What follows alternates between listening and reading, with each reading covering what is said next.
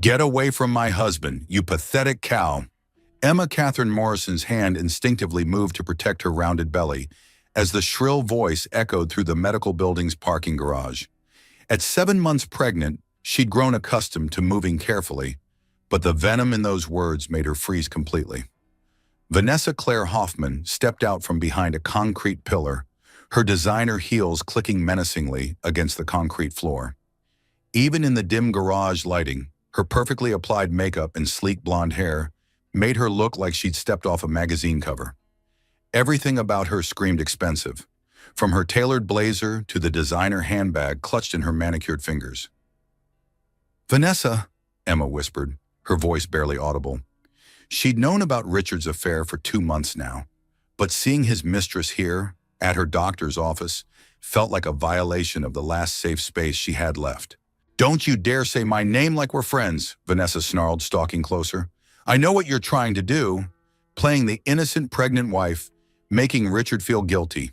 Well, it won't work anymore." Emma backed against her car, fumbling for her keys. "I just came from my doctor's appointment. I wasn't looking for trouble." "Trouble?" Vanessa laughed, a harsh sound that bounced off the concrete walls. "You are the trouble. Richard never wanted that baby anyway. He told me so himself." The words hit Emma like physical blows. She'd suspected Richard's growing distance had something to do with the pregnancy, but hearing it confirmed by his mistress made her knees weak. "That's not true," Emma managed, though her voice lacked conviction. "Richard loves children. We planned this baby." "Plans change," Vanessa said coldly, moving even closer. "Just like marriages change. Richard's done with you, Emma. The only reason he hasn't filed for divorce yet is because his lawyer told him to wait until after the baby's born. Something about better financial terms." Emma's heart shattered, but she forced herself to stay calm.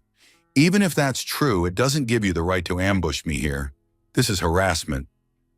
"Harassment?" Vanessa's eyes flashed dangerously. "I'll show you harassment." Without warning, she swung her heavy designer handbag directly at Emma's protruding belly. Emma twisted desperately, taking the blow on her hip instead, but the force of it sent her stumbling sideways. "Stop!" Emma cried out, but Vanessa wasn't finished. "He doesn't want you or that baby," Vanessa shouted, advancing again. "The sooner you understand that, the easier this will be for everyone." She shoved Emma hard against the car door. Emma's pregnant body, already off balance, couldn't compensate. She felt herself falling, her hands reaching out desperately to protect her unborn daughter as she hit the concrete floor. Pain shot through her knee where it scraped against the rough ground, and her hip throbbed where the handbag had connected. But all Emma could think about was the baby. She curled around her belly protectively, tears streaming down her face. "Maybe now you'll get the message," Vanessa said, straightening her blazer as if nothing had happened. "Richard belongs with me, not some pathetic housewife who can't even stay on her feet." She clicked away on her heels, leaving Emma alone on the cold concrete floor of the parking garage. Emma lay there for several minutes, checking for any signs that the baby had been hurt. Gradually, she felt the familiar flutter of movement inside her womb. Grace was okay. Emma had never been more grateful for anything in her life. With shaking hands, she pulled out her phone and scrolled to her brother's number.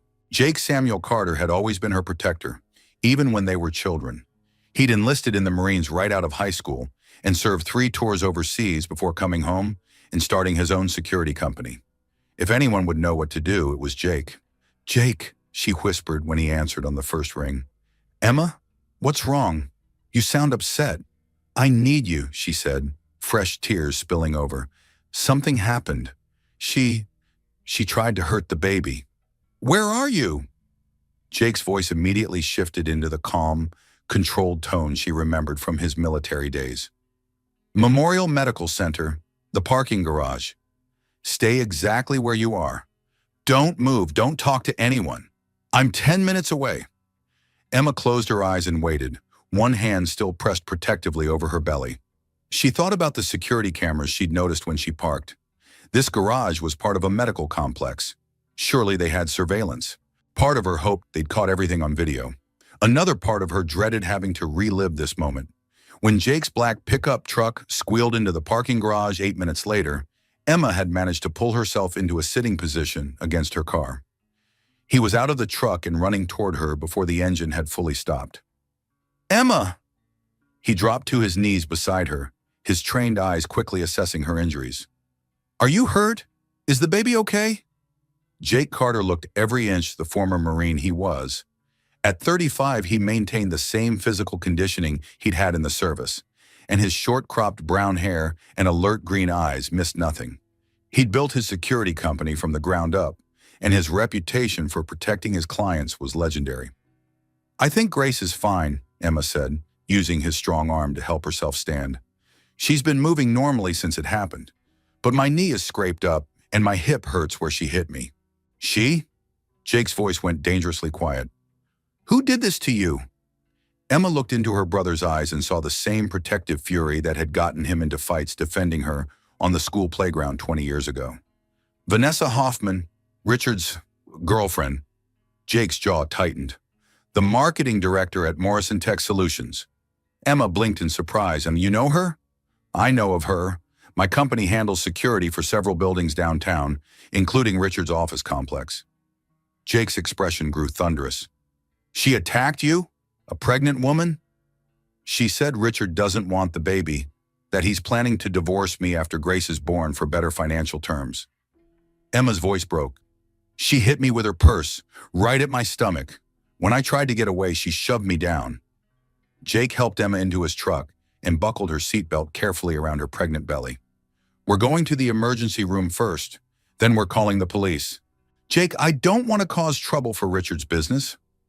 "Richard's business?" Jake's voice was incredulous. "Emma, his mistress, just assaulted you and tried to hurt your unborn child. I don't give a damn about his business."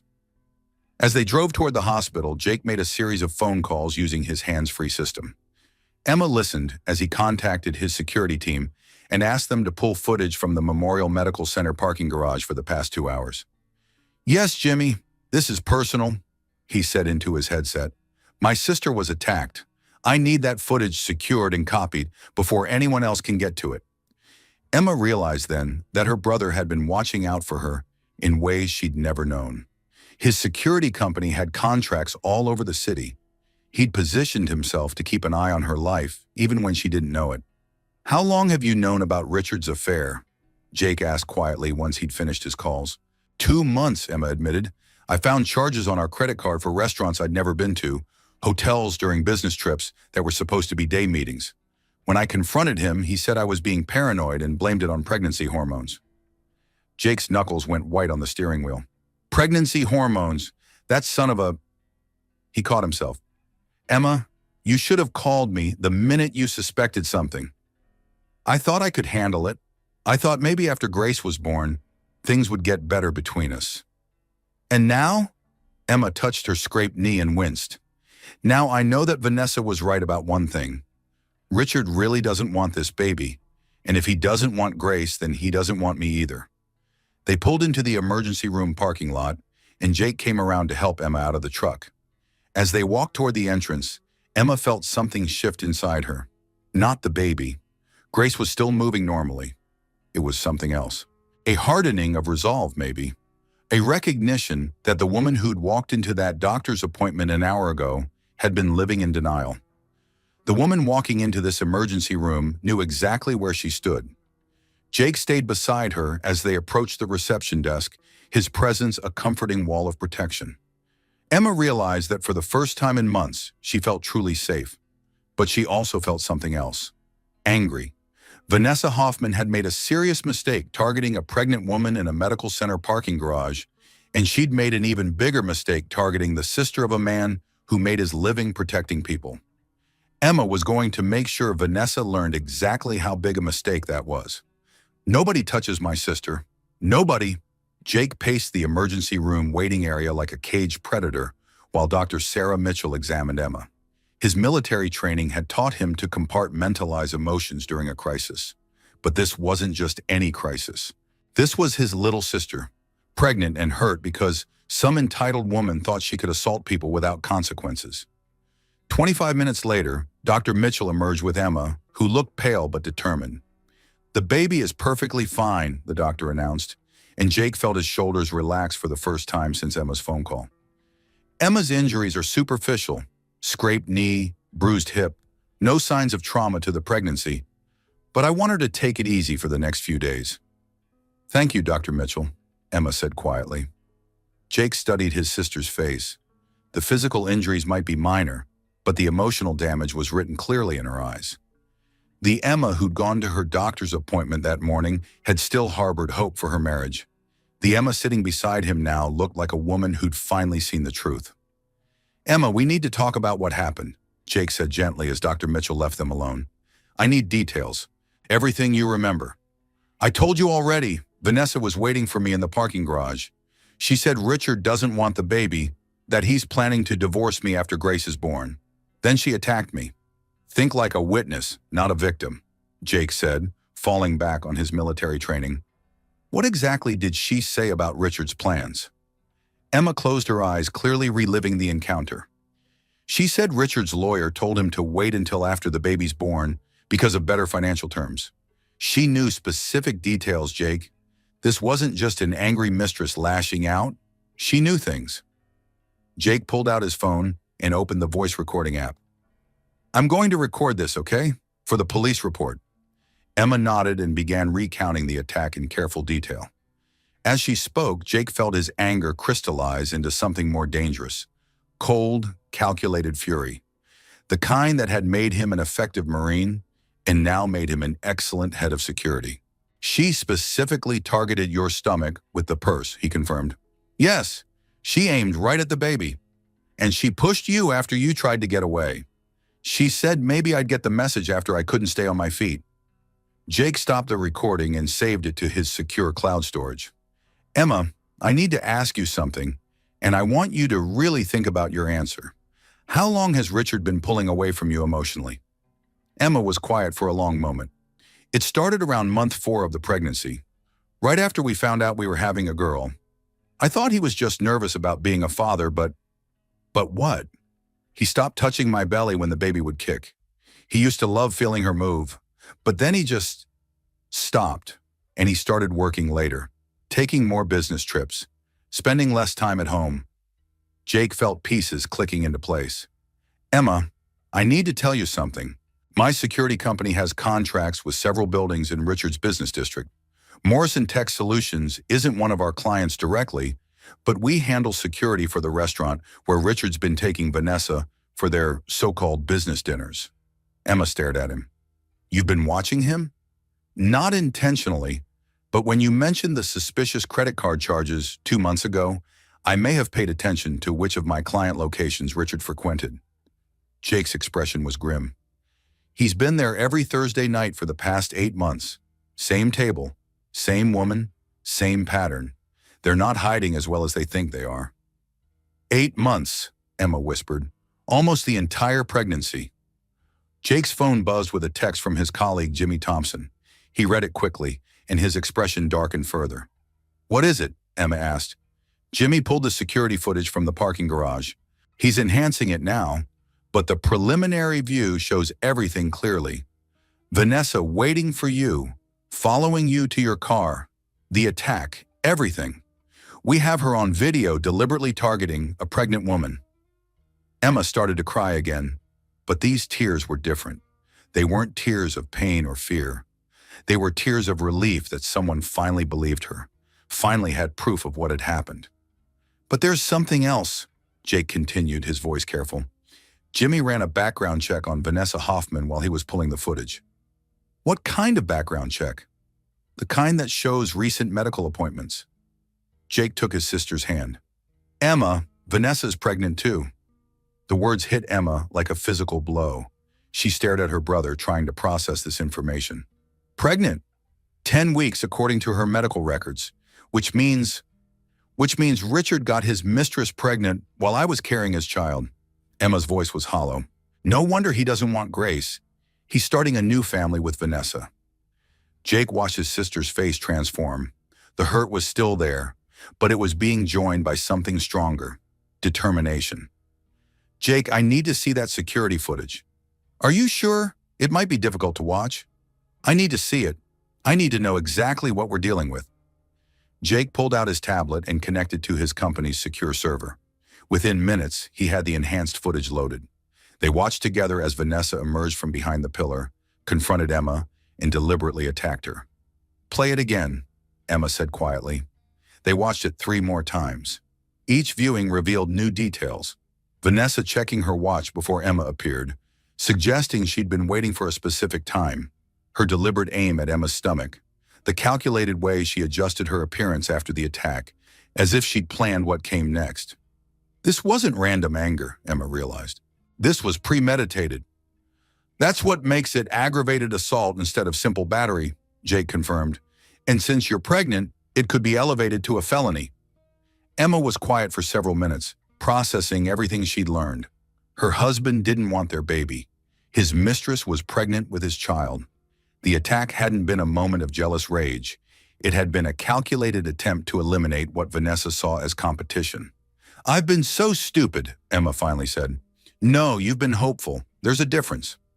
I kept thinking that if I just tried harder, if I was a better wife, if I made things easier for Richard during the pregnancy, maybe we could work things out." Emma's voice strengthened. "But you can't fix a marriage when your husband is building a new life with someone else." Jake's phone rang. Richard's name appeared on the caller ID, and Jake showed it to Emma. "He probably heard about the hospital visit from his insurance company," Jake said. "What do you want to do?" Emma stared at the phone for a moment, then reached for it. "I want to hear what he has to say." She answered on the 4th ring. "Hello, Richard." "Emma, what the hell is going on? I got a call that you were in the emergency room. Are you trying to create drama for my business?" Jake watched his sister's face close off completely. The last vestige of hope in her eyes died. "I was attacked in the parking garage at the medical center," Emma said calmly. "By Vanessa. That's ridiculous. Vanessa would never do something like that. You probably fell. Pregnancy makes women clumsy." Emma met Jake's eyes, and he saw his own fury reflected there.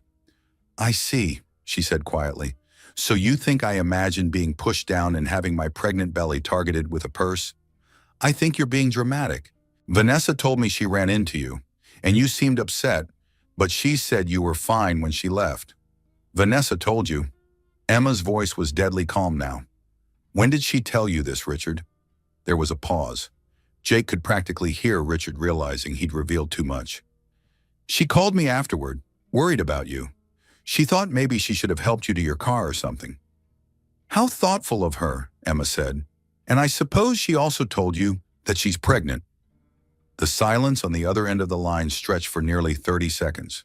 "Richard, we'll discuss this when I get home," he said finally. "No, we won't, because you're not coming home tonight. I'm changing the locks." "You can't change the locks on my house. Watch me." Emma hung up. Jake stared at his sister with new respect. "That was well handled." "I'm done being a victim," Emma said firmly. "Richard made his choice when he decided to start a family with Vanessa. Now I'm making mine. What do you need from me?" Emma looked at the security footage still playing on Jake's tablet, then at the police paperwork Dr. Mitchell had given her for reporting the assault. "I need you to help me protect Grace and myself. And I need you to help me make sure Vanessa Hoffman faces consequences for what she did." Jake smiled grimly. It was the same smile he'd worn when planning military operations, and it had never failed to worry his enemies. "Consider it done." As they left the hospital, Emma felt something she hadn't experienced in months. The absolute certainty that she was no longer alone in this fight. Her millionaire ex-husband might have money and lawyers, but she had something more valuable. She had a brother who understood exactly how to wage war. Vanessa would never do something like that. Richard James Morrison sat in his corner office on the 32nd floor of the Morrison building, staring out at the city skyline while his world crumbled around him. At 32, he'd built Morrison Tech Solutions into a multi-million-dollar consulting firm, but right now he felt like everything was spinning out of control. His phone had been ringing nonstop since Emma's call from the hospital. First his insurance company, asking about an emergency room visit. Then his mother, Patricia Morrison, who'd somehow heard about family drama from one of her society friends. Now Vanessa was calling every 10 minutes, increasingly frantic. "Mr. Morrison?" His assistant's voice came through the intercom. "Ms. Hoffman is here to see you. She says it's urgent." Richard straightened his tie and composed himself. Vanessa couldn't have actually attacked Emma. The very idea was absurd. Vanessa was refined, educated, sophisticated. She managed his company's entire marketing department with professional competence. She wasn't the type of woman who got into physical altercations in parking garages. Send her in. Vanessa swept through his office door in a cloud of expensive perfume, her usual polished appearance slightly disheveled. Her makeup had been reapplied recently, but not quite perfectly, and her hands were shaking as she approached his desk. "Richard, thank God," she breathed, rushing around his desk to embrace him. "I've been so worried. Is Emma all right? When I saw her fall in the parking garage, I was horrified." Richard held her at arm's length, studying her face. "Fall? Emma said you pushed her." "Pushed her?" Vanessa's eyes widened in apparent shock. "Richard, I would never lay a hand on a pregnant woman. I was trying to talk to her, to explain that our relationship isn't just some sordid affair. I thought maybe if she understood how much we love each other, she might be willing to consider an amicable divorce." "And what happened?" "She got hysterical, started screaming at me, calling me names. I tried to calm her down, but she was so agitated that she stumbled and fell. I felt terrible about it." Vanessa's voice broke convincingly. "I wanted to help her up, but she told me to stay away from her. I thought maybe I should give her space to compose herself." Richard felt relief wash over him. This version made so much more sense. Emma had been increasingly emotional throughout the pregnancy, prone to mood swings and irrational outbursts. Pregnancy hormones could make women paranoid and unstable. His own mother had warned him about this. "She called the police," Richard said, watching Vanessa's reaction carefully. Vanessa paled. "The police? But why? I told you she fell. I didn't touch her." "She says you hit her with your purse. That's insane. Why would I do something like that?" Vanessa moved closer to him, her voice taking on the pleading tone that always made him want to protect her. "Richard, you know me. I'm not violent. I've never hurt anyone in my life." Richard pulled her into his arms, breathing in her familiar scent. Vanessa was everything Emma wasn't. Ambitious, passionate, exciting. She understood his business, supported his goals, and didn't spend their conversations talking about baby names and nursery decorations. "I know," he murmured against her hair. "Emma's just looking for someone to blame for her own clumsiness. The pregnancy has made her unstable." Vanessa pulled back to look at him, her blue eyes bright with unshed tears. "There's something else, Richard. Something I need to tell you." A chill ran down Richard's spine. "What?" "I'm pregnant." Richard stared at her, his mind racing. Pregnant. Vanessa was pregnant, which meant, how long? 10 weeks. I just found out for certain yesterday. Vanessa searched his face anxiously. "I know this complicates things, but Richard, this could be perfect for us. We could start fresh, build the family we've always talked about." Richard sank into his desk chair, trying to process this information. 2 pregnant women, 2 babies, 2 completely different futures stretching out before him. "Richard?" Vanessa's voice was small, uncertain. "Say something." "I don't know what to say. This changes everything." "It doesn't have to. You were already planning to leave Emma after her baby was born. Your lawyer said it would be better financially to wait until then. Now we just have additional motivation to move forward with our plans." Richard looked up at her sharply. "What plans?" Vanessa seemed to realize she'd said too much. "I just meant, we've talked about being together openly, about not having to sneak around anymore. With both babies coming, it makes sense to formalize our relationship. Vanessa, I need time to think about this." "Of course, I understand. But Richard, there's one more thing. Emma knows about us now. She knows about the baby. If we're going to handle this situation, we need to do it carefully." Richard's phone buzzed with a text message. He glanced at it and felt his blood pressure spike. "What is it?" Vanessa asked. "Emma, she's changed the locks on the house." Vanessa's expression shifted subtly, a flash of something that might have been satisfaction crossing her features before she composed herself into concern. "She can't do that. It's your house. Technically, it's our house. We're married." Richard stood and began pacing. "This is getting out of hand. First the police, now this. Emma's trying to create a public scandal that could damage my business reputation. Maybe that's exactly what she wants," Vanessa said quietly. "Think about it, Richard. If she can make you look bad publicly, she'll have more leverage in a divorce settlement. She's not as naive as you think she is. Richard stopped pacing. He'd never considered that Emma might be playing a strategic game. But Vanessa was right. Emma had shown surprising cunning in changing the lock so quickly. And calling the police over what was obviously an accident showed a level of calculated manipulation he hadn't expected from his wife. "You might be right," he said slowly. "Emma's always been more clever than she lets on." Vanessa moved to the window, looking out at the city. "There's something else you should know. When I was trying to calm Emma down in the parking garage, she said some things. About your finances, about the business. It sounded like she's been going through your records." "What kind of things?" "She mentioned specific restaurants where we've had dinner, hotel charges from your business trips. She has details, Richard. Someone's been helping her investigate your activities." Richard felt a chill that had nothing to do with the office air conditioning. If Emma had been systematically documenting his affair, if she had evidence of his relationship with Vanessa, she could use that against him in divorce proceedings. "I need to call my lawyer," he said.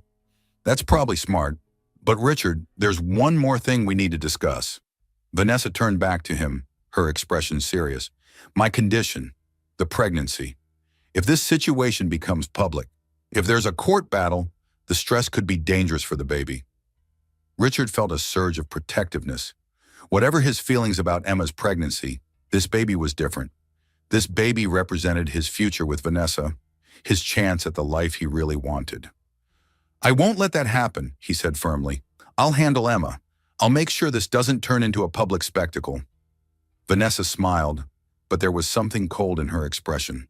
"I know you will. You always protect the people you love." As Vanessa left his office, Richard tried to focus on damage control. He called his lawyer, scheduled an emergency meeting, and began planning his response to Emma's accusations. But part of his mind kept circling back to something Vanessa had said. Emma had fallen in the parking garage, but Vanessa had known specific details about Emma's investigation into their affair.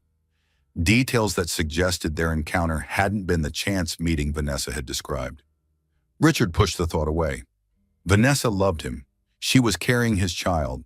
She would never deliberately hurt Emma or lie to him about something so serious.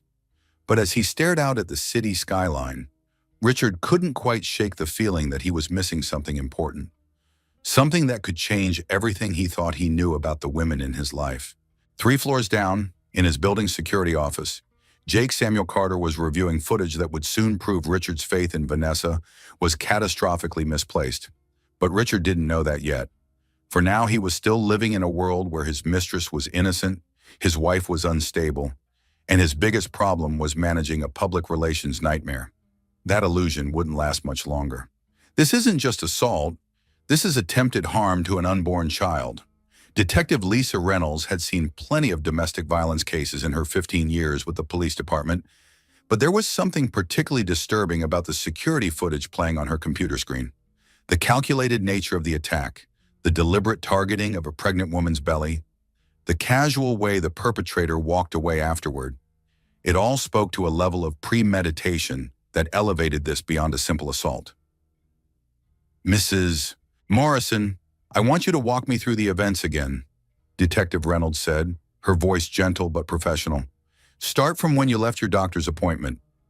Emma sat in the uncomfortable plastic chair across from the detective's desk, Jake beside her for moral support. She had already told this story 3 times, but she understood the need for consistency in her account. "I finished my appointment with Dr. Mitchell around 2:30. The appointment ran long because we had to do an ultrasound to check on the baby's position. I was feeling good about everything. Grace is healthy and developing normally." "Grace is your daughter's name?" "Yes, we're expecting her in about 8 weeks." Emma's hand moved protectively to her belly. "I walked to my car in the parking garage, level 2, section C. I was looking for my keys when I heard someone call out." "And you recognized the voice?" "Immediately, Vanessa Hoffman. I've met her several times at company functions. She works in marketing at my husband's firm." Detective Reynolds made notes. "What was her demeanor when she first approached you?" "Angry, hostile. She told me to get away from her husband, called me a pathetic cow. But there was something else too. She seemed prepared, like she'd been planning what to say." Explain what you mean by prepared. Emma glanced at Jake, who nodded encouragingly. She knew specific details about Richard's plans. She said his lawyer had advised him to wait until after the baby was born to file for divorce because of better financial terms. She knew things about our marriage that Richard wouldn't normally discuss with his mistress unless what?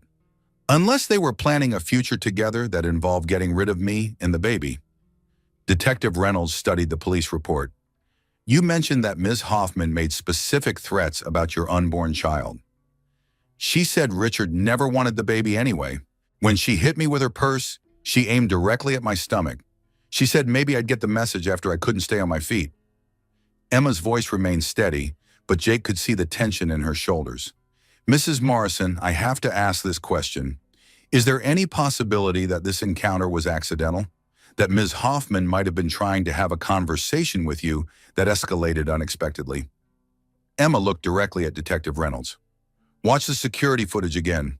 Pay attention to how she positions herself before I arrive, how she waits for me to be alone, how she targets my pregnancy specifically.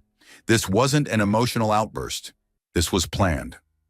Detective Reynolds pulled up the enhanced footage Jake's security company had provided. They watched in silence as Vanessa emerged from behind the pillar, confronted Emma, and delivered the calculated attack. Mr. Carter, your security company enhanced this footage. Can you walk me through what we're seeing? Jake leaned forward, switching into professional mode.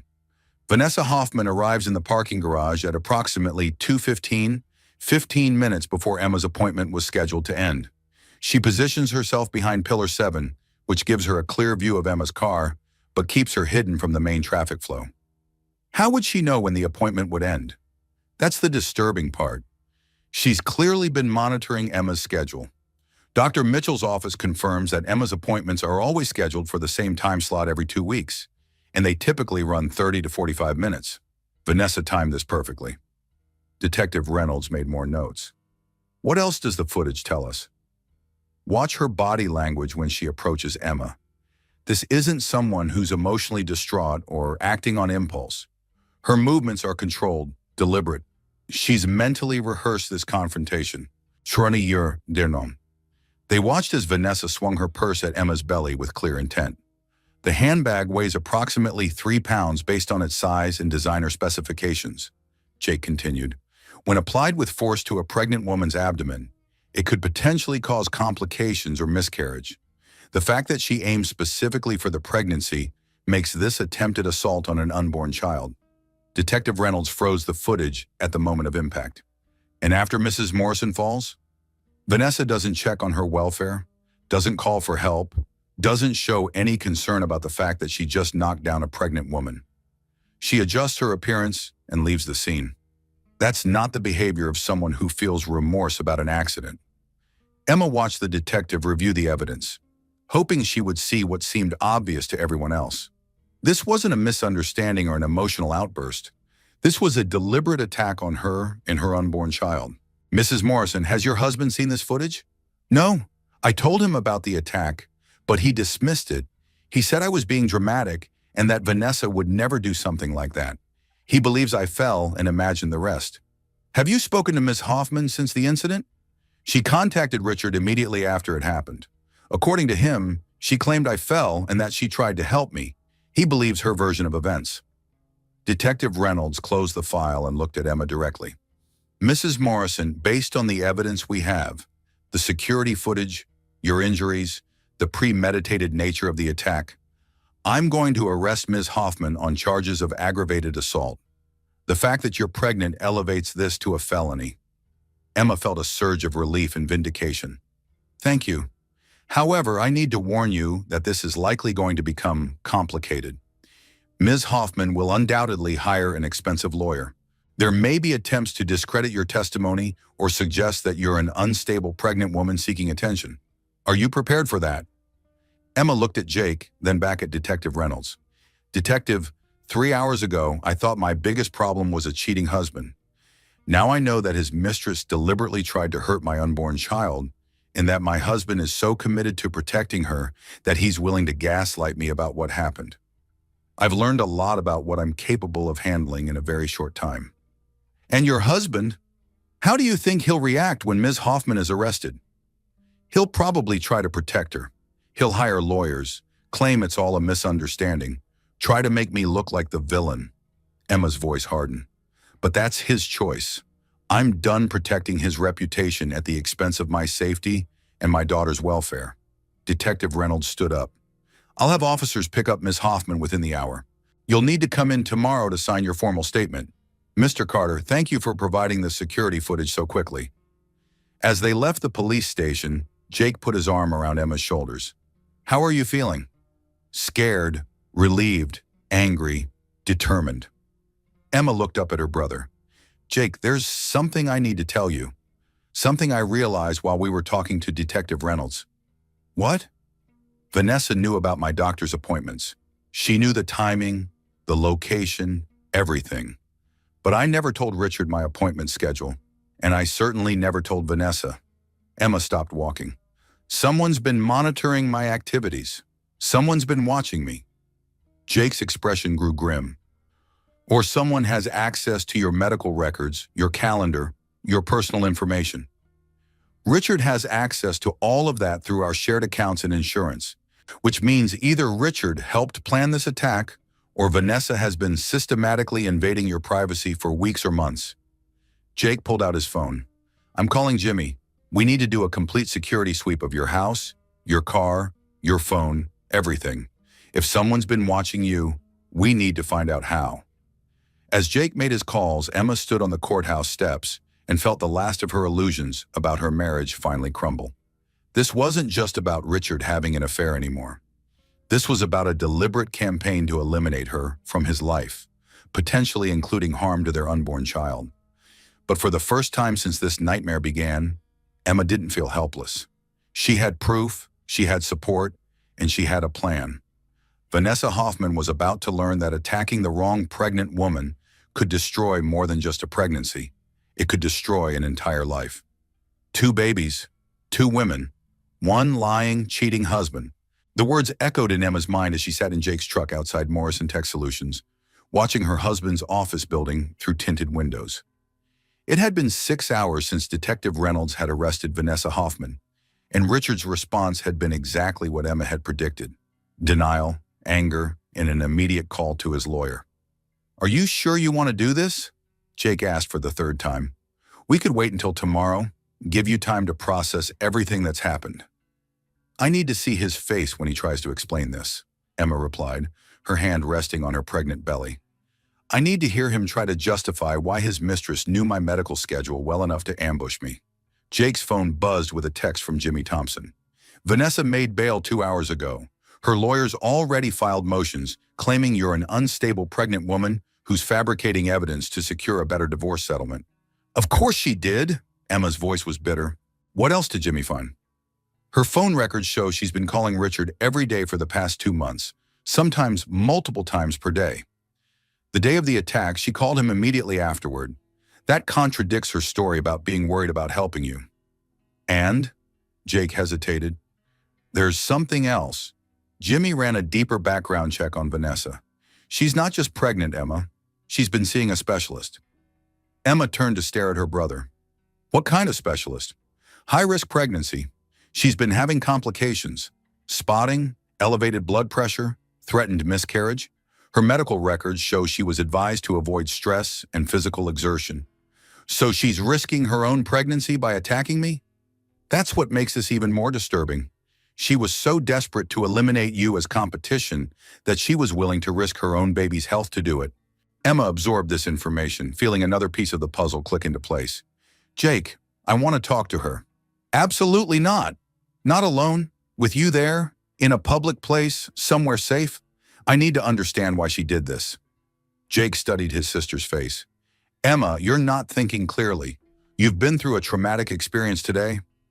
I'm thinking more clearly than I have in months. Emma's voice was firm. For 8 months, I've been making excuses for Richard's behavior, blaming myself for our marriage problems, trying to be the perfect pregnant wife. Today I learned that while I was doing that, his mistress was planning to attack me and potentially cause a miscarriage. So I want to look her in the eye and ask her why. I want to understand how someone gets to the point where they think assaulting a pregnant woman is acceptable. And I want her to know that I'm not going away quietly. Jake was quiet for several minutes, clearly weighing the risks. If we do this, it's going to be completely controlled.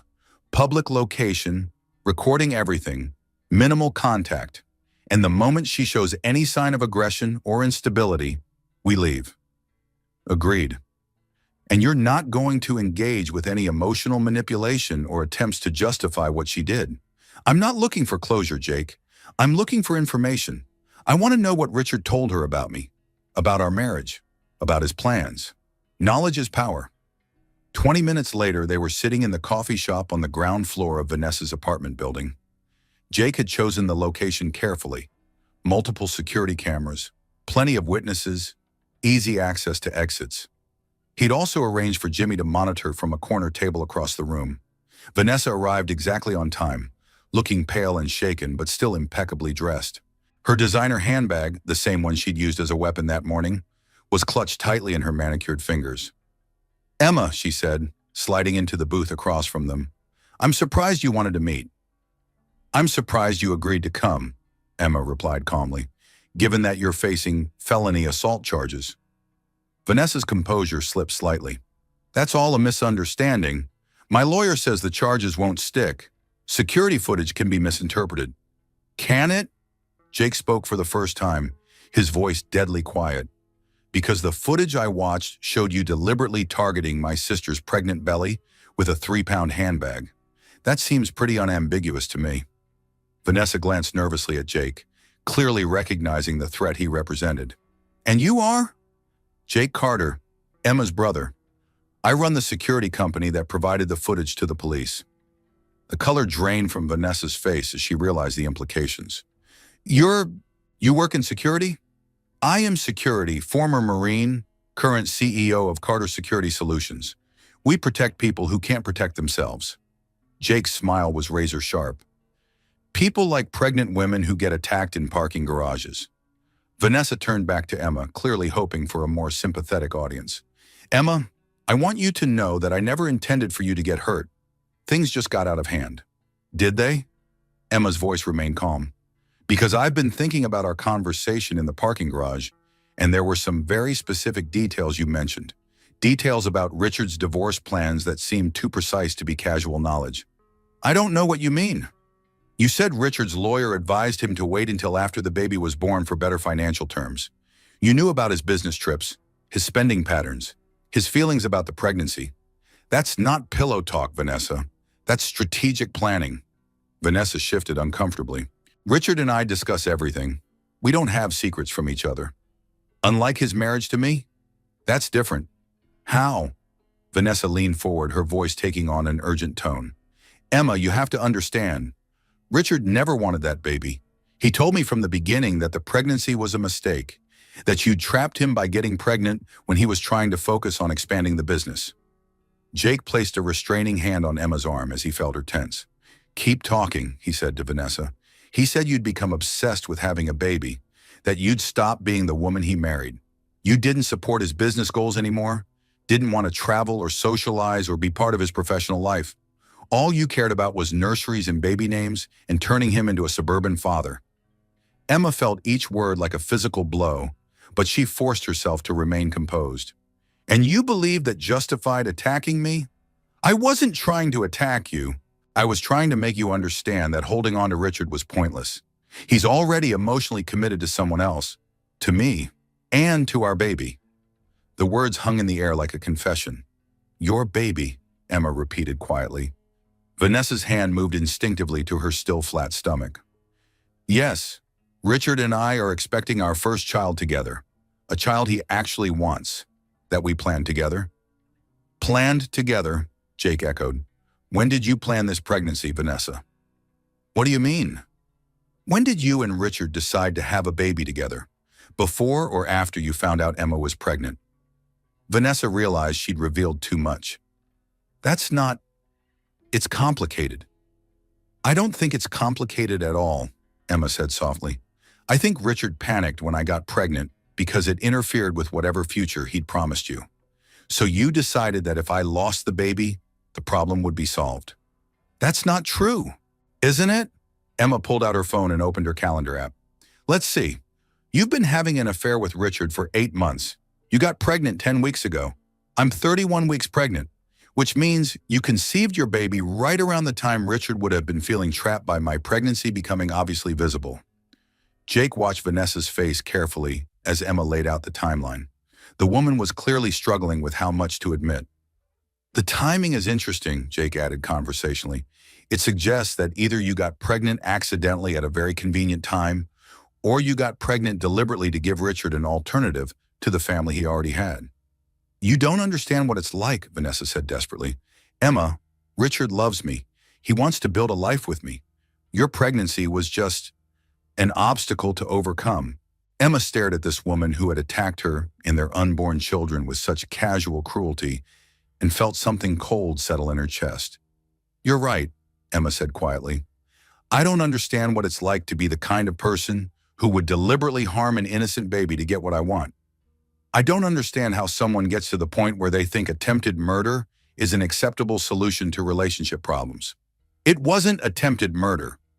You deliberately targeted my pregnant belly with a heavy object, hoping to cause a miscarriage. What would you call it? Vanessa stood up abruptly, her composure finally cracking. I call it fighting for the man I love and the family we deserve to have together. The coffee shop went quiet as other patrons turned to stare at the pregnant woman having a breakdown near the window. Vanessa, Emma said, standing as well, I hope your baby survives your narcissistic delusions, because one day that child is going to ask you why their father is in prison for conspiracy to commit assault, and you're going to have to explain that you valued your relationship with a married man more than human life. Vanessa stared at Emma in shock. Prison? Richard isn't going to prison. He didn't do anything. Emma smiled coldly. He didn't have to do anything directly.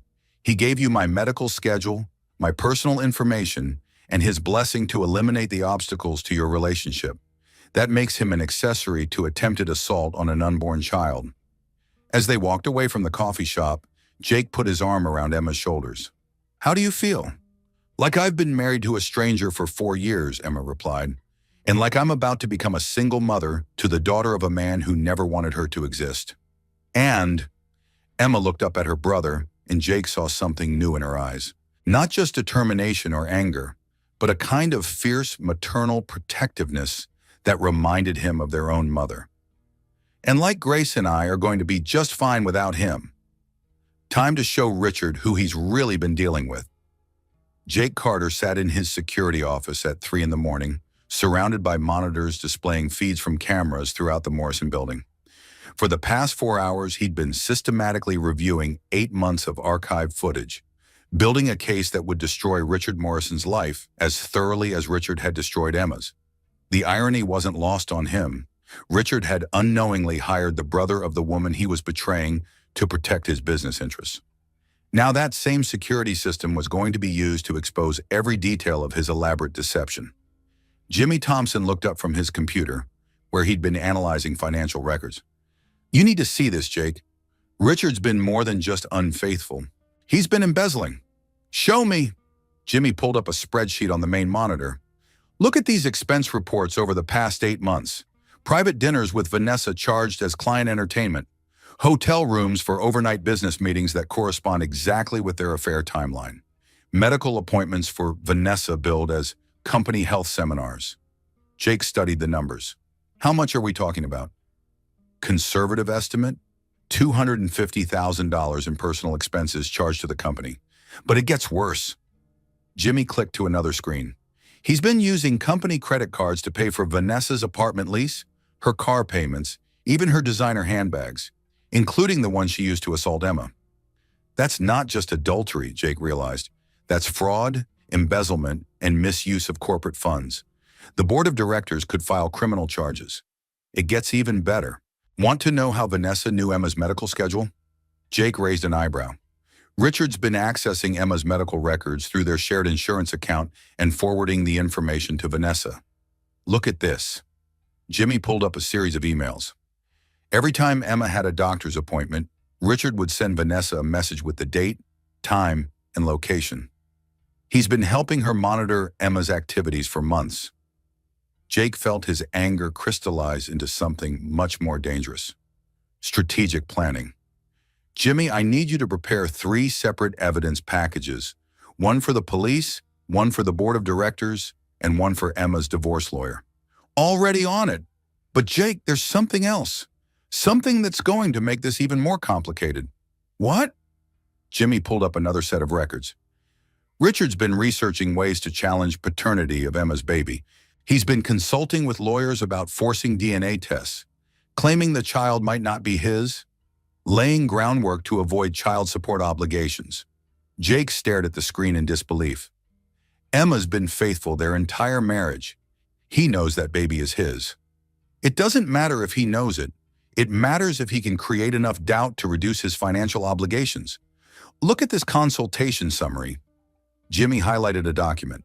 His lawyer advised him that if he could prove infidelity or create reasonable doubt about paternity, he could significantly reduce alimony and child support payments. So he's been setting up Emma to look unstable and unfaithful while positioning himself as the injured party. Exactly. The timing of everything makes sense now. He waits until after Grace is born to file for divorce, claims Emma was mentally unstable during pregnancy, suggests she had an affair that resulted in a child that might not be his, and walks away with minimal financial obligations while starting fresh with Vanessa. Jake leaned back in his chair, processing the full scope of Richard's plan. It wasn't just infidelity. It was a coordinated campaign to destroy Emma's credibility, eliminate her financial security, and potentially separate her from her own child. There's one more thing, Jimmy said quietly. The consultation notes mention something called eliminating obstacles to dissolution. The lawyer's notes suggest that if Emma suffered a pregnancy loss, it would simplify the divorce proceedings considerably. Jake went very still. Are you saying Richard's lawyer recommended terminating the pregnancy? I'm saying the consultation notes discuss various scenarios for simplifying divorce proceedings, and pregnancy loss is listed as one of the factors that would be advantageous to the client's position. Jake stood up and began pacing, his military training automatically shifting into mission planning mode. Richard didn't just allow Vanessa to attack Emma. He facilitated it. He gave her Emma's schedule, he discussed the legal advantages of pregnancy loss, and he provided financial support for a woman he knew was unstable enough to assault a pregnant woman. That makes him an accessory to attempted assault and conspiracy to commit harm to an unborn child. It makes him a lot more than that. Jake pulled out his phone and began making calls.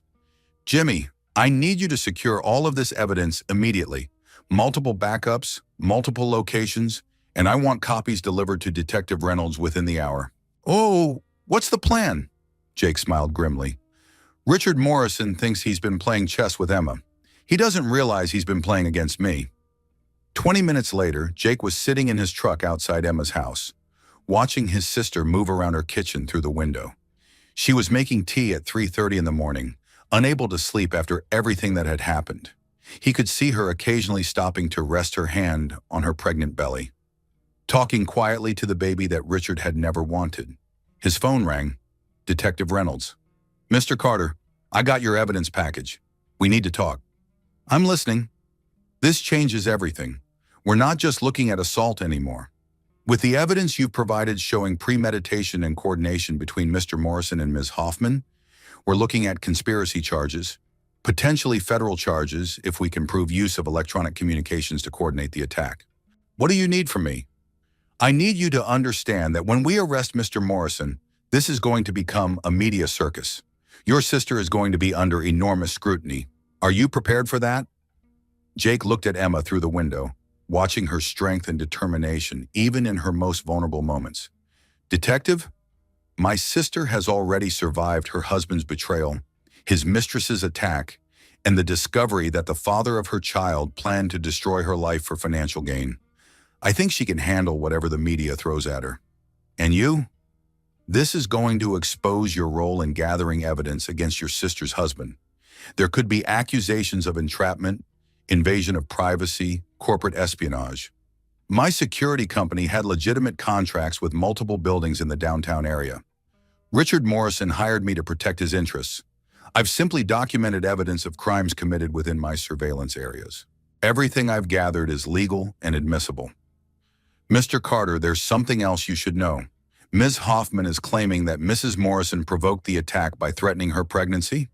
She's saying your sister deliberately tried to cause her stress to harm her baby. Jake felt his temper flare. That's absurd.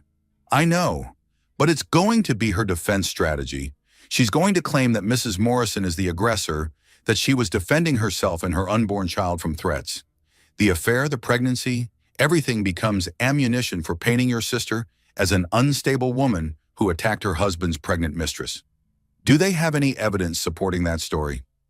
None, but they have expensive lawyers and a lot of motivation to discredit Mrs. Morrison's testimony. This is going to be a fight. Jake thought about everything Emma had been through, everything she was still facing, a complicated divorce, single motherhood, rebuilding her life from scratch. She deserved better than to spend the next year battling lies and manipulation in court. Detective Reynolds, what if I told you I could provide additional evidence that would make their defense strategy impossible to maintain? What kind of evidence? The kind that shows Richard Morrison not only knew about the attack in advance, but actively encouraged it by discussing the legal benefits of pregnancy loss with his divorce attorney. There was a long pause. Mr. Carter, if you have evidence of that level of premeditation, we're not just talking about assault and conspiracy anymore. We're talking about attempted murder. I know, the question is, are you prepared to prosecute a millionaire ex-husband for conspiracy to commit attempted murder of his wife and unborn child? Mr. Carter, if the evidence supports those charges, I'll prosecute anyone regardless of their bank account. Good, because Richard Morrison is about to learn that money can't buy you protection from the consequences of your actions. As Jake ended the call, he looked at Emma's house one more time. Tomorrow, her world was going to change again, but this time, it would be changing in her favor. Richard Morrison had made one crucial mistake in his elaborate plan to destroy Emma's life. He'd hired the wrong man to protect his secrets. Now those secrets were about to destroy him instead. Surprised to see me, brother-in-law? Richard Morrison looked up from his computer as Jake Carter entered his office without knocking. It was 8:30 in the morning, and Richard was already dealing with calls from reporters asking about Vanessa's arrest. The last thing he needed was his head of security bothering him with routine matters. Jake, whatever security issues you need to discuss can wait. I'm dealing with a family crisis right now. No, and actually, the security issues I need to discuss are directly related to your family crisis. Jake closed the office door behind him and engaged the lock. Mind if I sit down? Something in Jake's tone made Richard look up more carefully.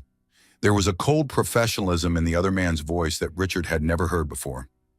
What's this about? Jake settled into the chair across from Richard's desk and pulled out a tablet.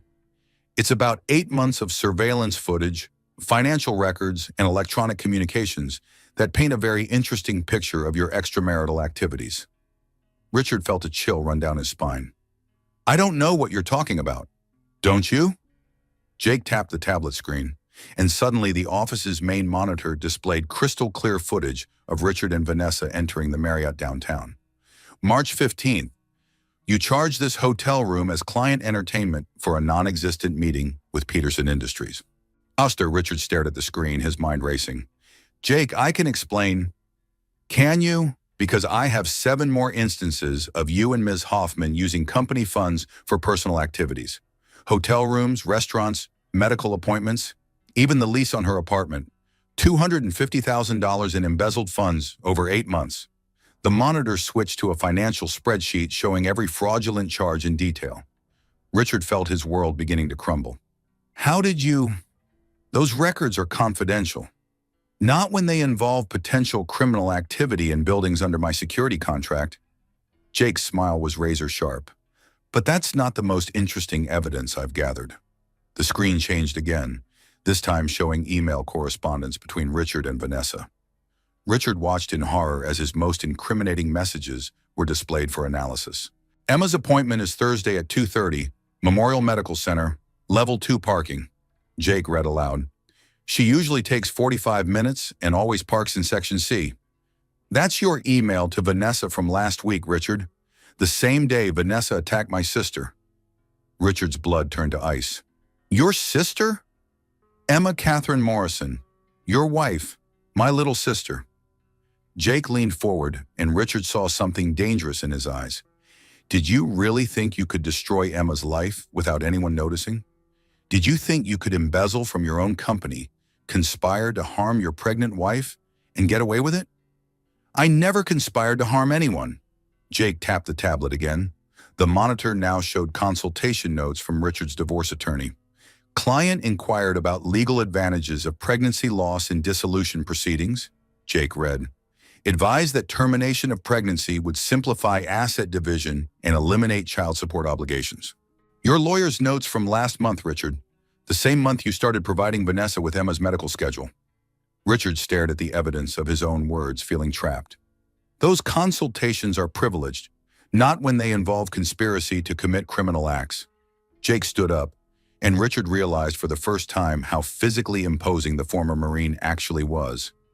You hired Vanessa to eliminate the obstacles to your new life together, your wife and your unborn daughter. That's not true. I never told Vanessa to hurt Emma. Didn't you? Jake pulled up another document. Text message from you to Vanessa, day of the attack. E knows about us. Handle it. Sent 30 minutes before she ambushed Emma in the parking garage. Richard remembered sending that text, but in his panic, he'd never considered how it might be interpreted. I meant talk to her. I meant explain the situation. Did you? Because Vanessa interpreted it as permission to assault a pregnant woman. And when Emma called you from the hospital, you immediately dismissed her account and protected Vanessa. That makes you an accessory after the fact. The office door chimed, and Richard's assistant's voice came through the intercom. Mr. Morrison, there are some people here to see you. They say it's urgent. Richard looked at Jake, who was checking his watch with the satisfied expression of someone whose timing had worked out perfectly. Let them in, Jake said loudly enough for the assistant to hear. The door opened to admit Detective Reynolds, 2 uniformed officers, and 3 people Richard didn't recognize, but who carried themselves with the unmistakable authority of federal agents. Richard James Morrison, Detective Reynolds said formally, you're under arrest for conspiracy to commit assault, embezzlement of corporate funds, and accessory to attempted harm of an unborn child. As the detective read him his rights, Richard stared at Jake in shock. You planned this. You've been planning this the whole time. Actually, I've been protecting Emma the whole time. You hired me to provide security services, and that's exactly what I did. I secured evidence of criminal activity and turned it over to the appropriate authorities. One of the federal agents stepped forward. Mr. Morrison, we also have warrants for your electronic devices and financial records. The use of interstate communications to coordinate criminal activity brings this under federal jurisdiction. Richard felt the handcuffs close around his wrists as the full scope of his situation became clear. Jake, you don't understand. Emma will be financially ruined if this company fails. She'll lose everything. Jake's expression didn't change. Emma will be fine. She's got a brother who actually cares about her welfare, unlike her husband, who was apparently willing to have her and their baby killed for financial convenience. As the officers led Richard toward the door, he turned back desperately. The company needs leadership. You can't just... Actually, the board of directors has already voted to place the company under emergency management pending resolution of the criminal charges, Jake said calmly. Your employment has been terminated, your access to company assets has been revoked, and your stock options have been frozen. You can't do that. I didn't do anything. The board did, after reviewing evidence of your embezzlement and criminal conspiracy. Turns out corporate executives who steal company money and conspire to commit violent crimes aren't good for business. Richard was halfway to the elevator when he realized the final piece of Jake's trap. You were never just the head of security, were you? Jake smiled for the first time since entering the office. No, Richard. I was Emma's big brother, making sure his little sister was protected from men like you. As the elevator doors closed on Richard's shocked face, Jake turned to his tablet and sent a single text message to Emma. It's done. He can't hurt you anymore. 3 floors down, Emma was sitting in the lobby with her divorce attorney, Patricia Morrison, and Dr. Mitchell, who had insisted on being present to monitor Emma's stress levels during the arrest. She read Jake's text and felt a weight lift from her shoulders that she'd been carrying for months. Richard Morrison had spent 8 months planning to destroy her life. Her brother had spent 8 months making sure that wouldn't happen. The difference between the two men couldn't have been more clear. For the first time since discovering Richard's affair, Emma allowed herself to believe that she and Grace were going to be all right. The board wants to see you now, Richard. The conference room at Morrison Tech Solutions had been transformed into something resembling a tribunal. The entire board of directors sat around the polished mahogany table, their faces grim as they reviewed the evidence packets Jake had prepared. Richard's empty chair at the head of the table served as a stark reminder of how quickly power could shift. Emma sat beside her divorce attorney, Sarah Chen, her hands folded over her pregnant belly as she watched the proceedings. At 32 weeks pregnant, every movement required careful consideration, but her mind was sharp and focused. This wasn't just about justice for the attack. This was about securing her daughter's future. "Let's begin," said Thomas Bradley, the board's senior member and Morrison Tech's founding investor. "Mr. Carter, please present your findings." Jake stood at the front of the room, every inch the professional security consultant. He'd prepared for this presentation as thoroughly as any military briefing, knowing that Emma's financial future depended on the board's decision. "Ladies and gentlemen, over the past 8 months, Richard Morrison has systematically embezzled corporate funds to support an extramarital affair, provided confidential employee information to unauthorized third parties, and conspired in the assault of a pregnant woman. The evidence is extensive and indisputable." The main screen displayed financial records showing Richard's fraudulent charges: hotel rooms, restaurant bills, medical appointments, rent payments, all charged to Morrison Tech under false pretenses. "The total amount of embezzled funds is $257,432, Jake continued. "This includes direct payments for his mistress's living expenses, medical care, and personal items, including the designer handbag she used to assault my sister." Board member Jessica Walsh raised her hand. "Mr. Carter, you mentioned assault. Can you clarify the company's liability in this matter?" Vanessa Hoffman's attack on Emma Morrison was facilitated by information Richard provided using company resources. He accessed confidential medical records through the company's insurance portal and forwarded scheduling information to enable the assault. This creates potential civil liability for Morrison Tech. The room was silent as board members absorbed the implications. A lawsuit from Emma could destroy the company's reputation and financial stability. "However," Jake continued, "Mrs. Morrison has no intention of pursuing civil action against Morrison Tech, provided the board takes appropriate action regarding Richard's criminal behavior and financial theft." Thomas Bradley looked at Emma directly. "Mrs. Morrison, would you care to address the board?" Emma stood carefully, one hand supporting her back. At 8 months pregnant, she cut an imposing figure, clearly vulnerable, but radiating quiet strength. "Gentlemen, ladies," she began, her voice steady and clear. 4 years ago, I married a man I thought was honorable. I supported his business goals, attended company functions, and tried to be the kind of wife who enhanced his professional reputation." She paused, looking around the table at faces she'd seen at countless corporate dinners and charity events. "I discovered his affair 2 months ago. I learned about his financial theft yesterday. But it wasn't until his mistress attacked me and my unborn child that I understood the true scope of my husband's betrayal." The room was completely silent. Richard Morrison embezzled over $250,000 from this company to support his affair. He used corporate resources to facilitate assault on a pregnant woman. He conspired with his mistress to eliminate what he saw as obstacles to his new life. Emma's voice grew stronger. "But this isn't just about Richard's crimes. This is about Morrison Tech's future. This company has excellent people, innovative projects, and strong client relationships.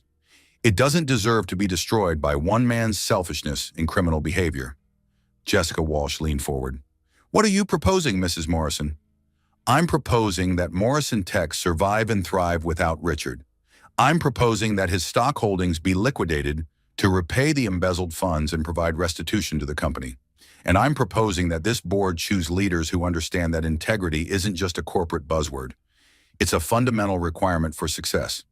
Thomas Bradley nodded approvingly. "And in exchange?" "In exchange, I waive any claims against Morrison Tech for Richard's actions. The company's liability ends with his termination and prosecution." The board members exchanged glances. Emma was offering them a way out of a potentially catastrophic situation, while holding Richard fully accountable for his crimes.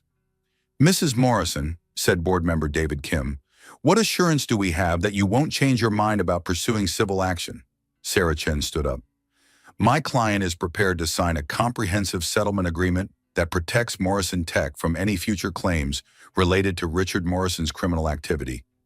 In exchange, the company will provide full cooperation with criminal prosecution and agree to the stock liquidation proposal." "How do we know Richard will agree to liquidate his holdings?"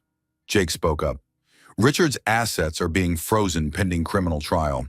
The alternative to voluntary liquidation is having his stock holdings seized as proceeds from criminal activity. He'll cooperate." The conference room door opened and Richard entered, flanked by two officers and his attorney. He'd been released on bail but looked haggard and defeated. His expensive suit couldn't disguise the fact that his world had collapsed in 24 hours. "Richard," Thomas Bradley said formally, "this board has voted to terminate your employment and revoke your corporate privileges effective immediately.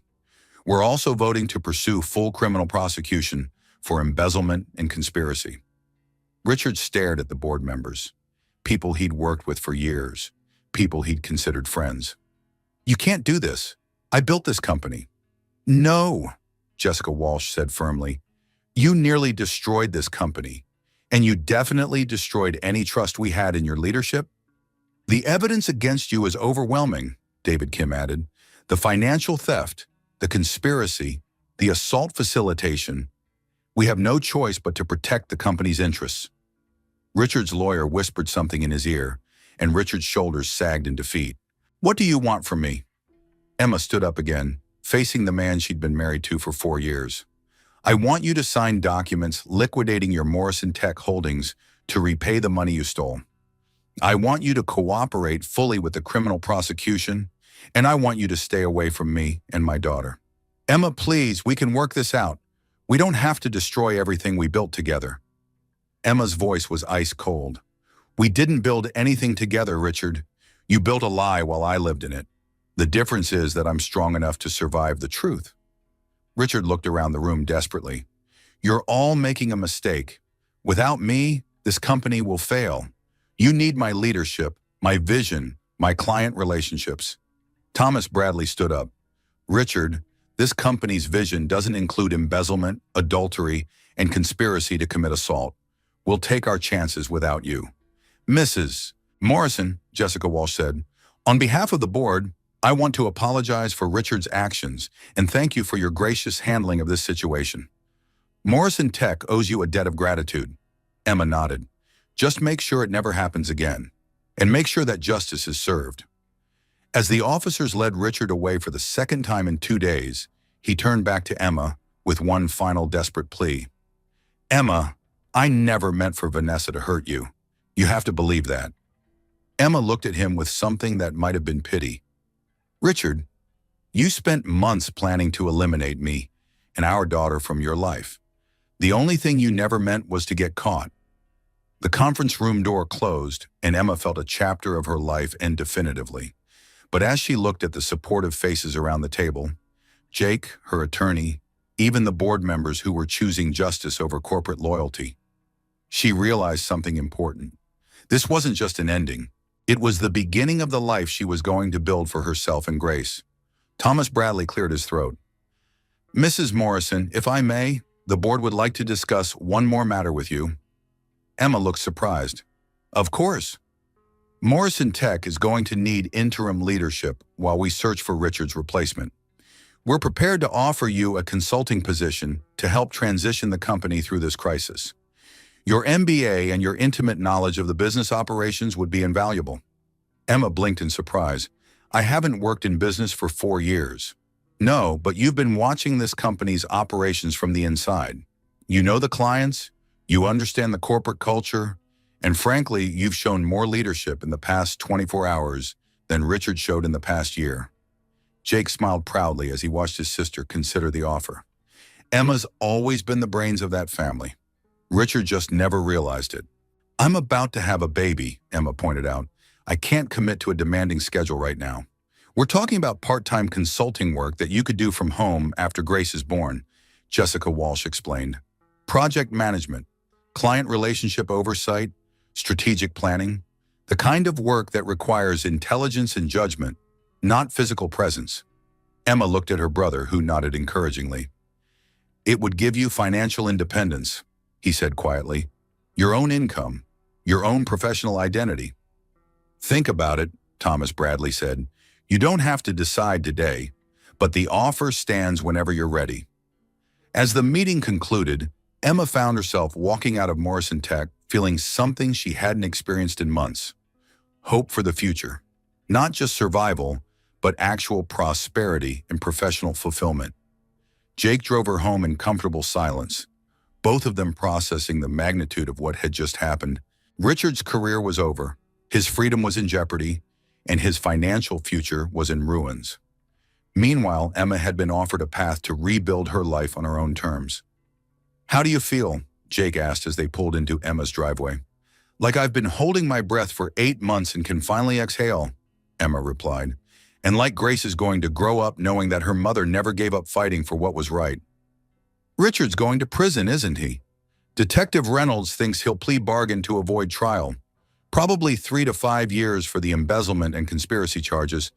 Vanessa will likely get 2 years plus probation. Emma nodded, feeling a complex mix of relief and sadness. I never wanted to destroy Richard's life. I just wanted him to stop trying to destroy mine. He destroyed his own life the moment he decided that his mistress and his money were more important than his pregnant wife. You just made sure there were consequences for that choice. As they sat in the driveway, Emma felt Grace kick strongly, as if the baby was responding to the reduced stress in her mother's body. She's active today, Emma said, smiling as she felt her daughter moving. Grace knows her mom just won a major victory. She's celebrating. Emma laughed, and Jake realized it was the first time he'd heard his sister truly laugh in months. Jake, I need to ask you something. Anything. How long have you been planning this? The investigation, the evidence gathering, the coordination with the police and the board? Jake was quiet for a moment. The night you called me from the parking garage. When I saw what Vanessa had done to you, when I realized Richard was protecting her instead of you, I knew this was war. And in war, you use every weapon at your disposal. You used your security company to destroy your own client. I used my security company to protect my sister and my niece from people who wanted to hurt them. Richard stopped being my client the moment he became a threat to my family. Emma reached over and squeezed her brother's hand. Thank you for everything, for believing me, for protecting us, for making sure that justice was served. Thank you for being strong enough to fight back. A year ago, you might have just accepted Richard's version of events and blamed yourself. Today, you stood up in front of that board and demanded accountability. Grace is going to be proud of her mom. As Emma walked into her house now, not Richard's, she felt the weight of the past 24 hours, settling into something like peace. The man who had betrayed her trust was facing justice. The woman who had attacked her was in custody. The company that had facilitated the crimes was taking responsibility. Most importantly, she and Grace were safe, financially secure, and surrounded by people who actually cared about their welfare. Her phone buzzed with a text from Dr. Mitchell. Heard about today's events through the hospital grapevine. How are you and Grace doing? Emma typed back. We're doing better than we have in months. See you next week for our regular appointment. As she settled into her favorite chair, the one Richard had always complained was too worn for their living room, Emma realized that for the first time since discovering the affair, she was looking forward to tomorrow. Tomorrow she would wake up in a house where no one was lying to her. Tomorrow she would make decisions based on what was best for her and Grace, not what would protect a cheating husband's reputation. Tomorrow she would start building the life she actually wanted, instead of trying to save a marriage that had been dead for months. Grace kicked again, and Emma spoke softly to her unborn daughter. It's just going to be you and me, baby girl, but we're going to be just fine. Better than fine. We're going to be happy. Outside, Jake sat in his truck for a few more minutes, making sure Emma was settled before heading home. His phone rang. Detective Reynolds. Jake, thought you'd want to know. Richard's attorney called. He's accepting the plea deal. 3 years for embezzlement, 2 years for conspiracy, sentences to run concurrently. He'll be eligible for parole in 18 months with good behavior. And Vanessa? 2 years plus 3 years probation. She'll serve her sentence at the Women's Correctional Facility in Sterling. Her pregnancy is being monitored, but the stress has caused complications. She may lose the baby. Jake felt a moment of sadness for the innocent life caught in the middle of adult selfishness and cruelty. And the civil proceedings? Emma's settlement with Morrison Tech is being finalized tomorrow. She's walking away with a clean slate and a consulting contract. Richard's stock liquidation will cover the embezzlement restitution and provide Emma with additional financial security. So it's over. The criminal case is over. But Jake, you should know that Richard's been making statements about appealing, about fighting the charges, about proving that Emma orchestrated everything as revenge for his affair. Jake's jaw tightened. Let him try. Every piece of evidence we gathered is legitimate and admissible. Richard's problem isn't the evidence against him. It's that the evidence is overwhelming. Just wanted you to be prepared. Men like Richard don't go down quietly. After ending the call, Jake looked up at Emma's house one more time. The lights were on in what would soon be Grace's nursery, and he could see Emma moving around, probably checking on the baby furniture in preparations for her daughter's arrival. Richard Morrison could make all the threats and file all the appeals he wanted. It wouldn't change the fundamental truth. He had betrayed his family, stolen from his company, and conspired in the assault of his pregnant wife. Those weren't crimes that money or lawyers could make disappear, and Emma wasn't the naive, trusting woman she'd been 8 months ago. She was a mother preparing to raise her daughter with the knowledge that strength and integrity mattered more than wealth and status. Richard had lost far more than his freedom and his money. He'd lost the chance to be part of something good and pure and hopeful. That was a loss no appeal could ever reverse. Sometimes the worst things lead to the best outcomes. 3 months later, Emma Catherine Morrison cradled her newborn daughter in the rocking chair Jake had built for the nursery. Grace Elizabeth Carter Morrison, Emma had legally changed both their names after the divorce, was a perfect, healthy 7-pound miracle with her mother's dark hair and her uncle's determined chin. She's beautiful, Em, Jake said softly, sitting on the floor beside the rocking chair. Absolutely perfect. Emma looked down at her sleeping daughter and felt a peace she'd never experienced before. The past 3 months had been a whirlwind of legal proceedings, medical appointments, and preparation for single motherhood, but they'd also been the most honest and authentic months of her adult life. Dr. Mitchell says Grace is developing exactly as she should, Emma said, adjusting the baby's blanket. 10 fingers, 10 toes, strong lungs, and apparently her father's stubborn streak. Her father's stubborn streak is going to serve her well in life, Jake replied. Speaking of which, how was your meeting with Morrison Tech yesterday? Emma smiled. They officially offered me the position of Director of Strategic Development, part-time for the first year, with an option to go full-time when Grace is older. The salary is enough to maintain the house and build a real college fund for Grace. And you're accepting? I already did. Thomas Bradley said I have a natural talent for client relations and strategic planning. Apparently, 4 years of managing Richard's social and business obligations taught me more about corporate management than I realized. Jake grinned. I could have told them that.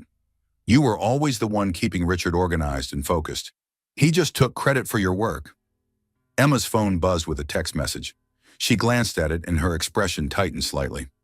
What is it? Jake asked. Richard's lawyer. He wants to schedule a video call so Richard can see Grace. Jake's expression darkened. From prison? He has parental rights, even from prison.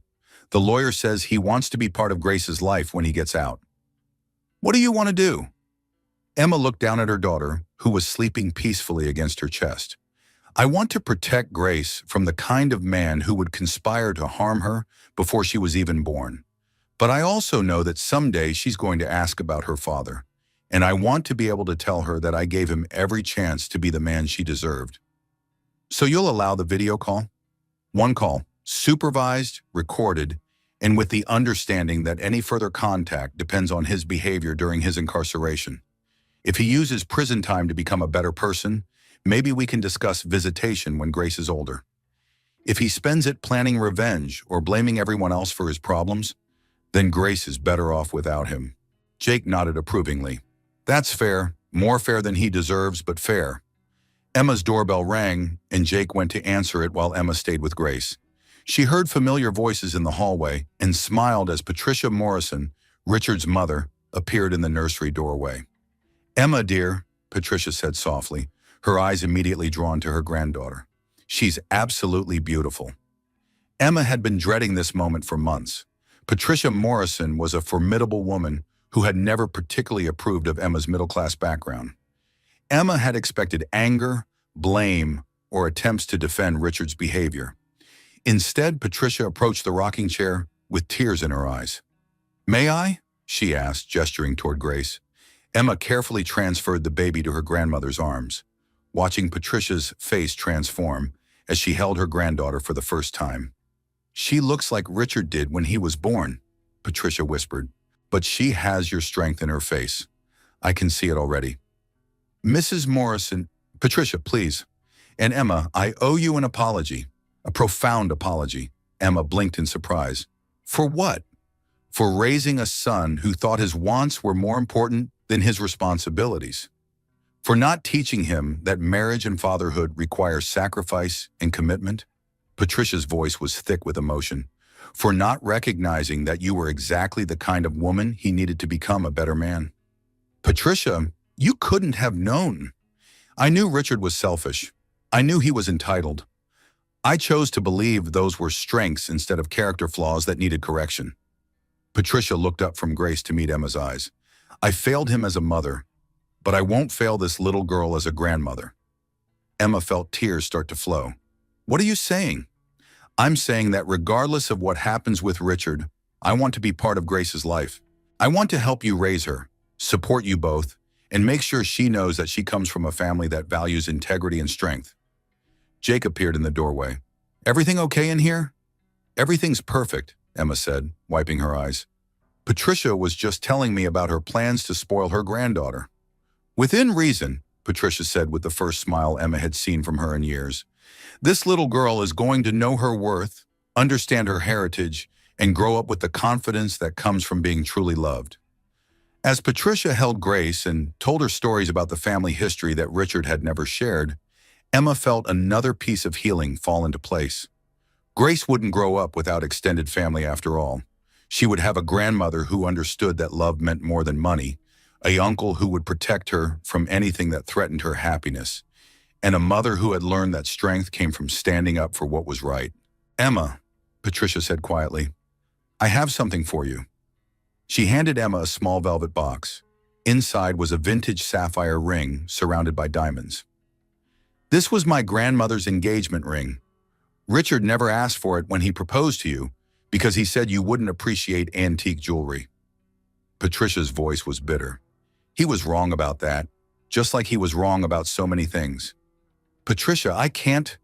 It's not for you to wear. It's for Grace. For when she's old enough to understand what it means to be part of a family that values lasting love over temporary passion." Emma accepted the ring box with trembling hands. "Thank you.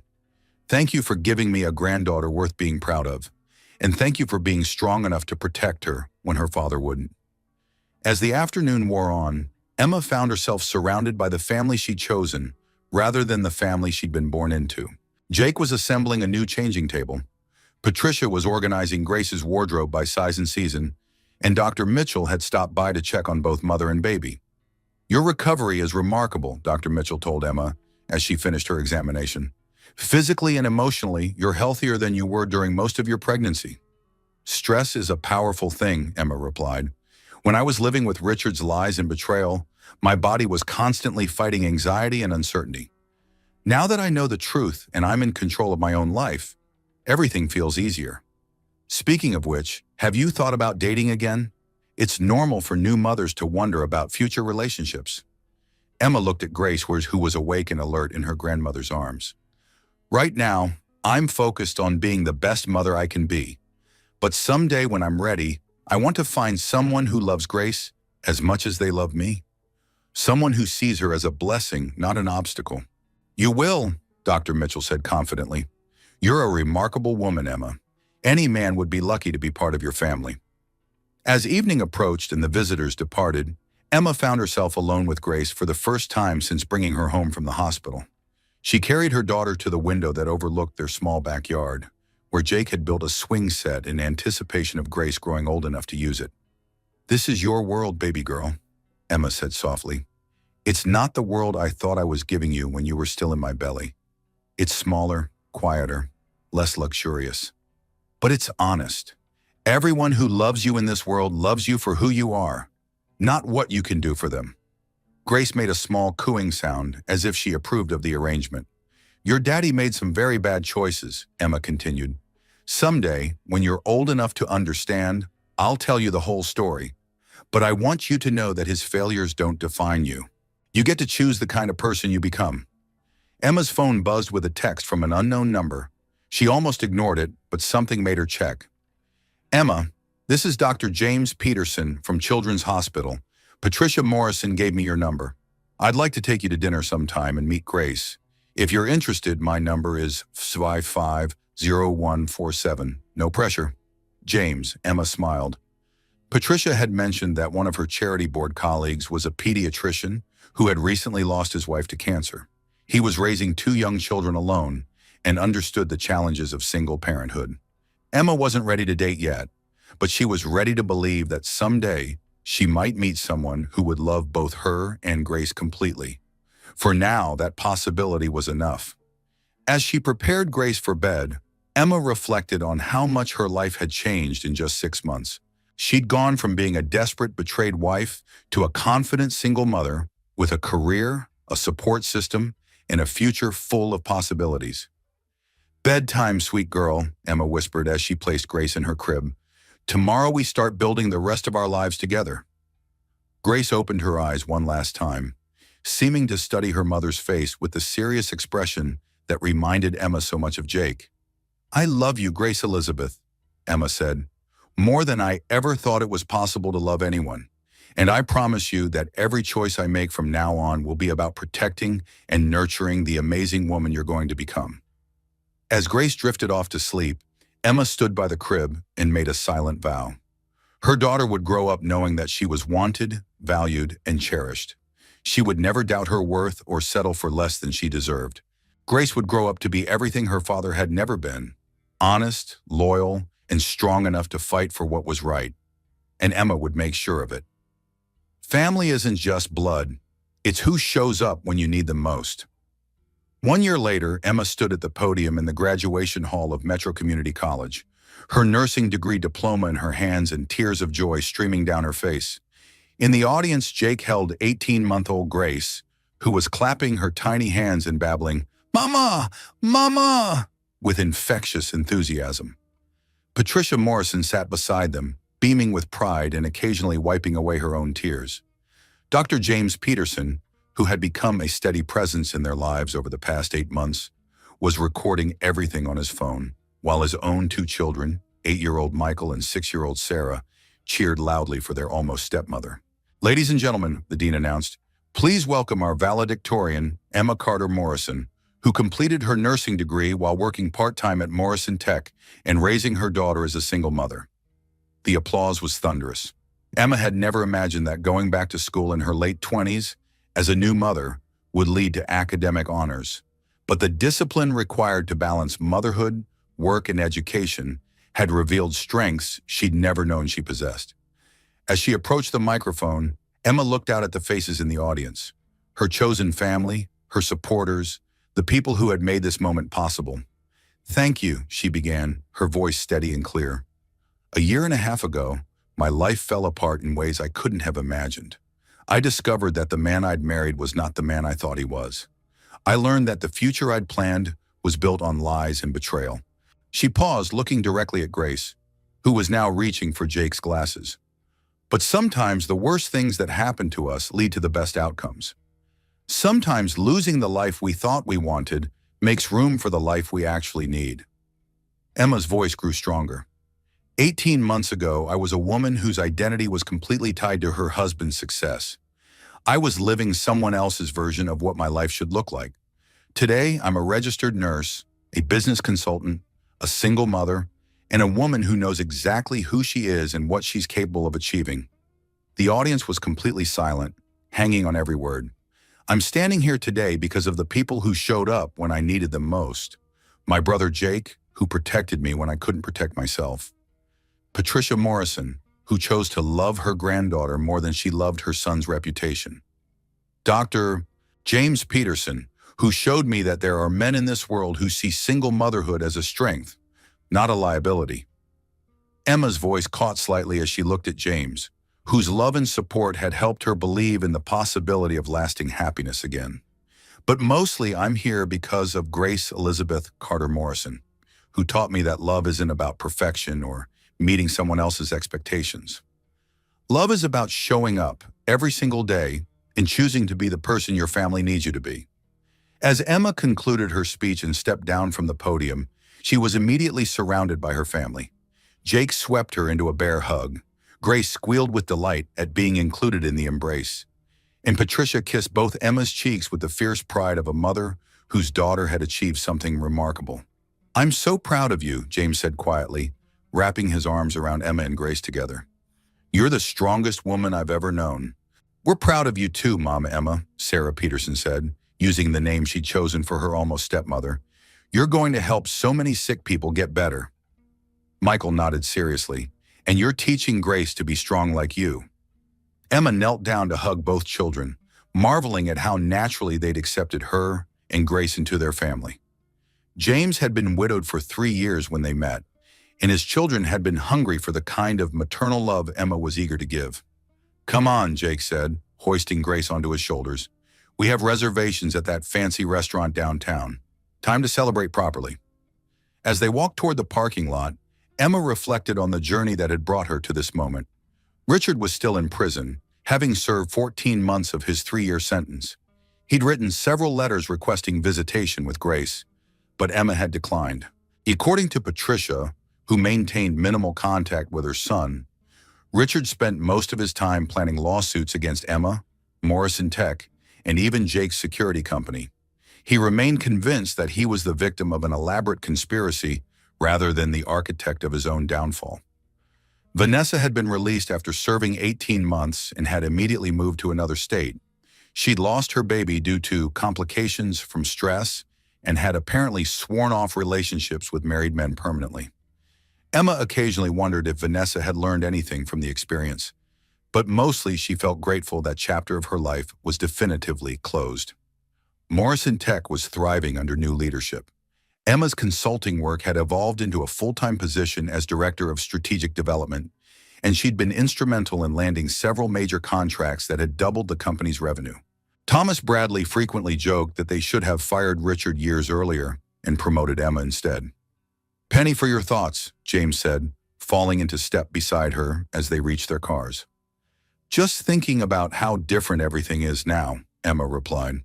"A year ago, I was terrified about how I was going to support Grace and myself. Now I'm making more money than Richard ever gave me access to, and I'm doing work that actually matters." "And you're happy?" Emma looked at Grace, who was chattering away in her own toddler language, while Jake pretended to understand every word. She looked at Patricia, who was already planning Grace's second birthday party with the enthusiasm of a woman making up for lost time. She looked at Michael and Sarah, who treated Grace like their beloved little sister, and Emma like the mother they'd been missing. "I'm happy," she said, meaning it completely. "For the first time in my adult life, I'm genuinely, authentically happy." James took her hand. "Good, because I have something I want to ask you later." Emma's heart skipped, but she decided not to pressure him for details. She'd learned that the best things in life unfolded in their own time, and trying to rush or control outcomes usually led to disappointment. At dinner, Patricia stood up to make a toast.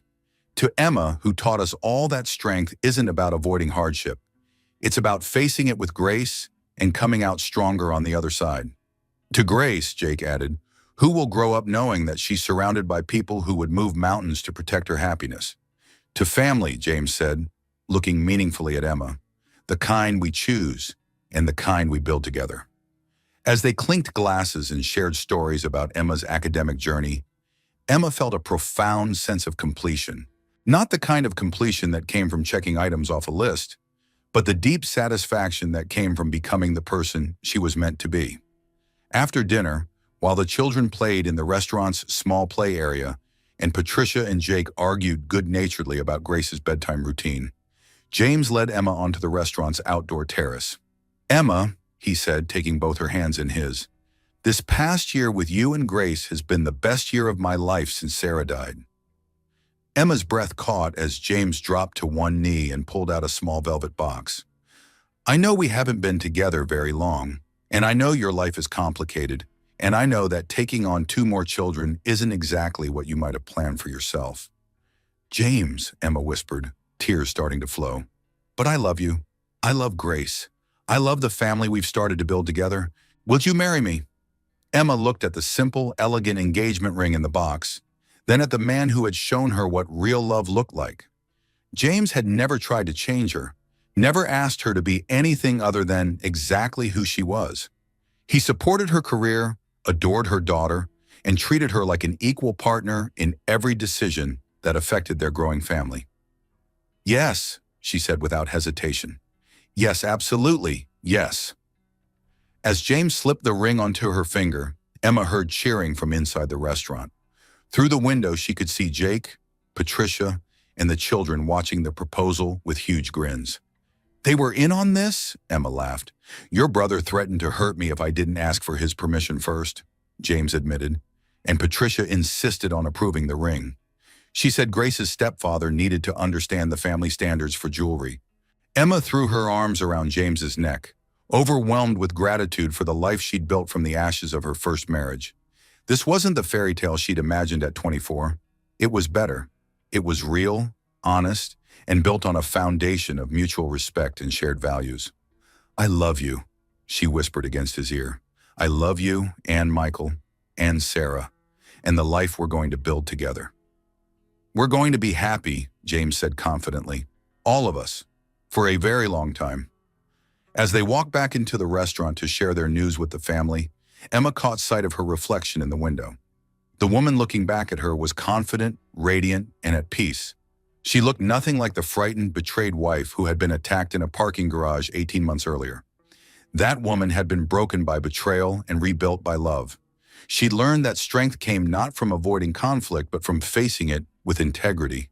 She'd discovered that the best revenge against people who tried to destroy you was living well and raising good children. Most importantly, she'd learned that family wasn't defined by blood or legal documents. Family was defined by who showed up when you needed them most, who celebrated your victories, and who helped you become the best version of yourself.